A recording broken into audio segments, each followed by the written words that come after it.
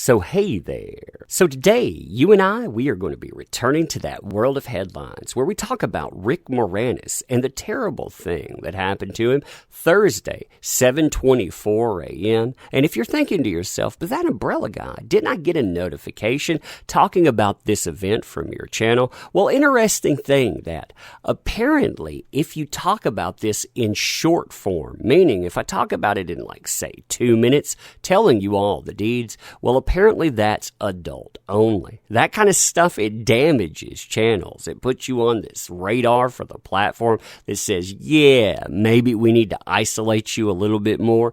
That's not good. I'm not thrilled about that either because I just wanted to show you what happened and on, but apparently can't do that. That's a problem considering this is open. You have places asking you for your help figuring out what's going to happen. So we're going to talk about the event. I'm going to add the video and well, let's see what happens then. So first things first, the good news. If you can consider this good news when you're talking about an event here. Rick Moranis, he's doing okay.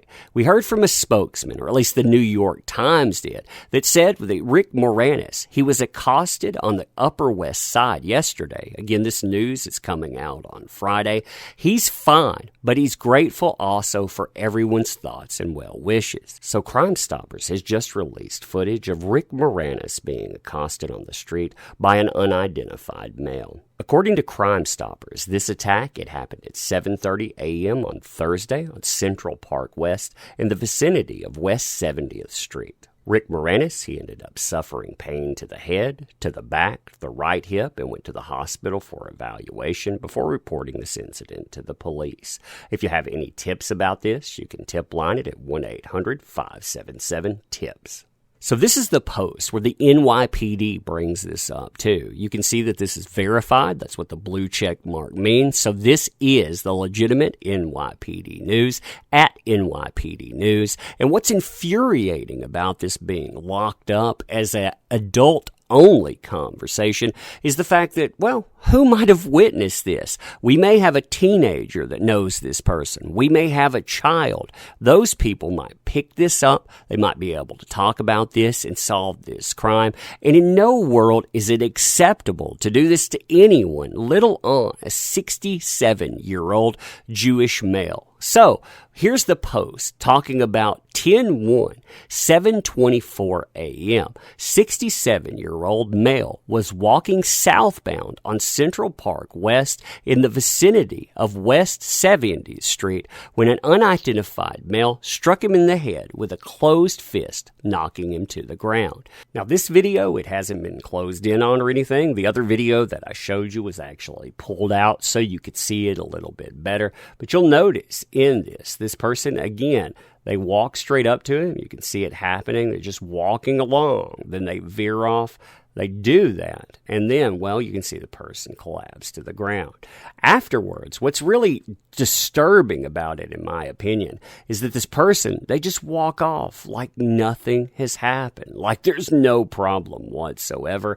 I mean, I think it says a lot about the people that you're dealing with. And hopefully this kind of person, they can be brought to justice. I mean, seriously, a person that would do that to other people on the street, those folks, they need to be incarcerated. They need to be removed from the rest of us. And I think everyone can agree with that. Now, since this happened right outside of his home, I keep thinking to myself, was this a random event? Or was this something that, well, it wasn't so random at all? See, if you look at articles back from, say, 2015, you'll notice, quote, today he, talking about Rick Moranis, lives alone in a sprawling art-filled apartment on the Upper West Side, not far from the building where the Ghostbusters once did battle with the giant Stay Puft Marshmallow Man, talking about where he lives now. You know, and this, it happened right outside his doorstep. So somebody very much could have locked in on him, said, yeah, I want to do this to this guy because of X, Y, or Z.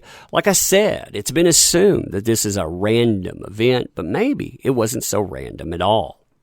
See, over the last hour plus, I've seen a lot of people that have said, hey, this is probably an extension of the knockout game, where somebody goes out on the street, they indiscriminately target another person, and they do something terrible to them, and perhaps that is it. But if you look at the way that that person sees Rick Moranis, they basically acknowledge them, they seem to notice them, and they step into them. It looks like he was either targeted individually, or he was targeted for some attribute, because, well, maybe Jewish. I mean, again, we don't know why that is, but the guy, he has lived in the same place, lived there for quite some time.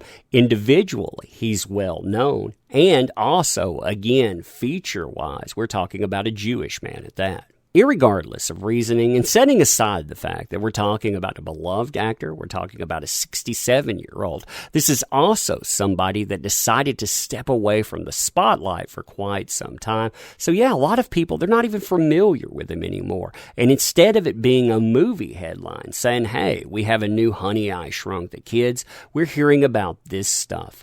What's more is this is a person that actually did the right thing when they needed to, meaning they stepped away from Hollywood. They chose family instead. And I've always admired that about Rick Moranis. Quote, contrary to what it says on his Wikipedia page, and to the fact that he's barely appeared on screen in the past 2 decades, Moranis is not retired.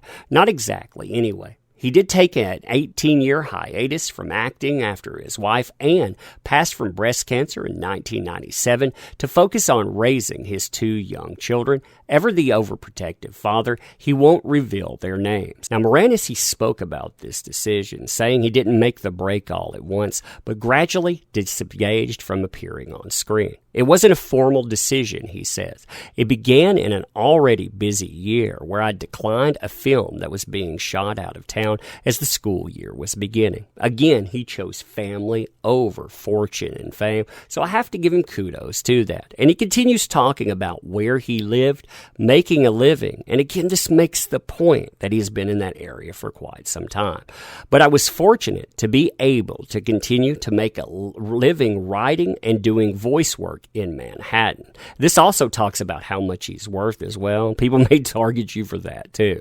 For instance, he did the voice of Rut in Brother Bear, Disney's 2003 Inuit adventure, which grossed $250 million worldwide. He's also done radio commercials, mostly airing in Canada, released comedy albums, it notes one here, and dabbled in writing wiry op-eds for the New York Times, like the one in which he counted virtually all of his possessions, including more than 1,000 golf balls. In other words, it noted, he's been keeping busy. Now, back in 2015, he turned down a Ghostbusters movie remake, but he was also making jokes about Honey, I Shrunk the Grandkids. Saying, man, I'm surprised Disney hasn't done that. And now, well, you guessed it, he's going to be out doing another Honey, I Shrunk the Kids. And kudos to the guy, by the way. I'm glad to see him back. I hate that he's in headlines for this situation, though. I wish it was about the movie so we could joke about that stuff.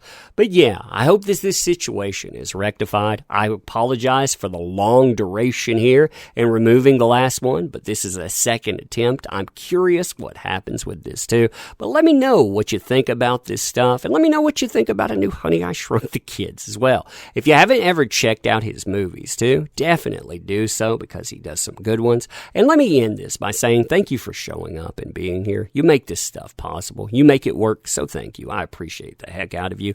If you want to help the channel too, because you see what kind of mess we deal with, there are links in the description. We have a comic book in well. I hope you check that out. But yeah, as always, I do appreciate you folks for sure. You guys, you make this stuff fun. You keep me from getting too frustrated. So thank you. Appreciate you. See you soon.